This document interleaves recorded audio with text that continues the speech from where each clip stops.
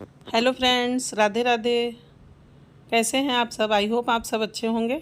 आज मैं मैरीगोल्ड की कटिंग लगाने जा रही हूं, तो मैंने सोचा इसका वीडियो शेयर करती हूं। अगर आप लोगों को भी कुछ क्वेरी होगी तो पता चल जाएगा। और ये मेरा पुराना प्लांट है। ये मैंने मार्च अप्रैल में बीज से ग्रो किया था। और जब हमारा प्लांट ख़राब होने लगता है, मैरीगोल्ड का प्लांट 3 से 4 महीने अच्छे चलता है, फिर उसकी पत्तियां नीचे से ख़राब होने लगती हैं, तब हमें उसकी कटिंग लगाते रहना चाहिए। इससे हमारे गार्डन में प्लांट हमेशा बना रहता है। और अब की बार पूरी गर्मी भर मेरे यहाँ मैरीगोल्ड के फ्लावर आते ही रहे हैं। और अभी से अगर हम इसकी कटिंग लगाएंगे तो अक्टूबर नवंबर में इसके हमें फूल मिलने लगेंगे। तो इसमें से जो भी हेल्दी कटिंग होगी वही मैं निकाल लूँगी। वैसे तो मेरी हर ब्रांच पर फ्लावर आया हुआ है, तो पहले इसकी मिट्टी बनाते हैं, बाद में देखते हैं कौन सी कटिंग हमको लेनी है। तो इसके लिए हमने अपने पुराने गमले की मिट्टी 2 दिन पहले निकाल कर खुले में डाल दी थी, क्योंकि मिट्टी में बहुत काई जम गई थी। अगर हमारी कोई भी पुरानी मिट्टी हो तो हम उसको 2 दिन के लिए खुले में सुखा लें। धूप में नहीं सुखाना है। अगर धूप में सुखाएंगे तो इसमें जो सूक्ष्म जीव होते हैं वो मर जाते हैं। तो इसको हमें शेडी एरिया में सुखाना है। और जब ये हल्के से सूख जाए फिर इसको हम भर लेंगे, भर के रख देंगे। और अगर आपको तुरंत यूज करनी है तो इसमें कुछ हम मिलाएंगे, उसके बाद ही हम इसको यूज करेंगे, क्योंकि मिट्टी को हमें पुनः रिचार्ज करना होता है। बारिश के मौसम में मिट्टी में सारे न्यूट्रिशंस पानी के द्वारा बाहर बह जाते हैं। तो जब हम इसमें कुछ भी खाद वगैरह मिलाएंगे तभी हमारी मिट्टी अच्छी बनेगी। और ये है मेरे पास पुरानी सड़ी हुई गोबर की खाद है, और ये कम से कम 2 किलो तक खाद होगी। तो ये खाद मैं अपनी मिट्टी में मिला रही हूँ। और इसमें जो भी मिट्टी के बड़े बड़े ढेले हैं और या गोबर की खाद में कोई भी बड़ा टुकड़ा है तो उसको हम फोड़ लेंगे। और ये है हमारे पास वुड ऐश, लकड़ी की राख। अगर आपके पास लकड़ी की राख ना हो तो उपले की राख भी यूज कर सकते हैं। राख हमारा फंजीसाइड का काम करती है। जो हमारी इसमें मिट्टी में अगर फंगस होती है तो राख उसको सही करती है। और राख में कैल्शियम और कार्बन भी भरपूर मिलता है, तो इसको हमें मिलाना ज़रूरी होता है। अगर आपके पास ना हो तो कोई बात नहीं है, स्किप भी कर सकते हैं। और इसकी जगह पर आप नीम की खली मिला लें। मेरे पास नीम की खली इस समय नहीं है, तो मैंने राख ही मिला ली है। और इसको हम अच्छी तरह से मिला लेंगे। उसके बाद हम अपनी मिट्टी को किसी डलिया या छलनी वगैरह से छान लेंगे, जिससे इसमें बड़े बड़े ढेले वगैरह हैं वो निकल जाएंगे।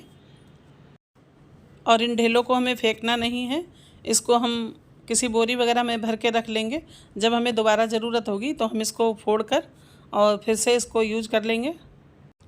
और इस तरह से मिट्टी हमारी छन गई है। और मिट्टी को जब हम बेल ड्रेन बनाते हैं तभी हमारे प्लांट की रूट उसमें अच्छे से डेवलप होती है और हमारे प्लांट अच्छे से फलते फूलते हैं।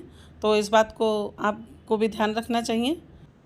और ये वही हमारा गमला है जिसकी मिट्टी हमने निकाली थी। इसको भी हमने एक दिन धूप दिखा दी है। और इसमें ये होल है, इसके ऊपर एक ठीकरी रख देंगे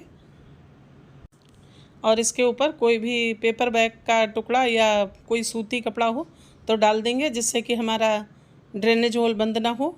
और उसके ऊपर हम मिट्टी की एक थोड़ी सी लेयर लगाएंगे।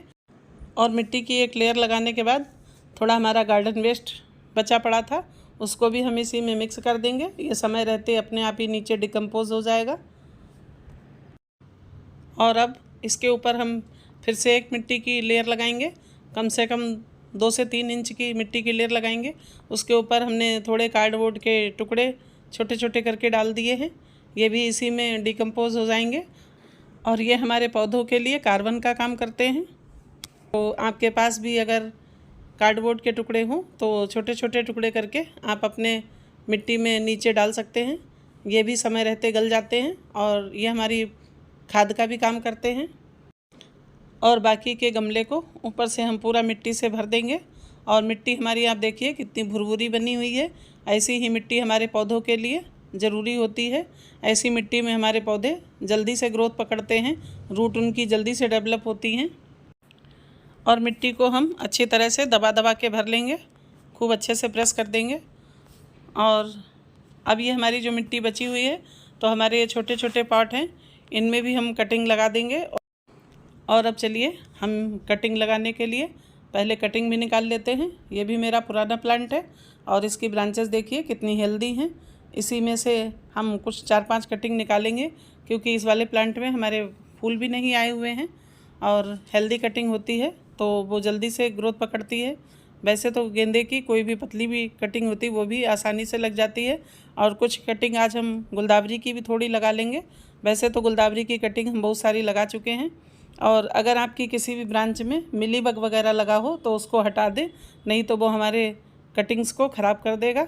और कटिंग लगाने से पहले हम नीचे की जितनी भी पत्तियां होती हैं उनको हटा देना चाहिए, क्योंकि पत्तियां अगर मिट्टी में लगती रहती हैं तो हमारे प्लांट की रूट सड़ने लगती है। तो नीचे से कम 2 से 3 इंच की पत्तियां हम हटा देंगे।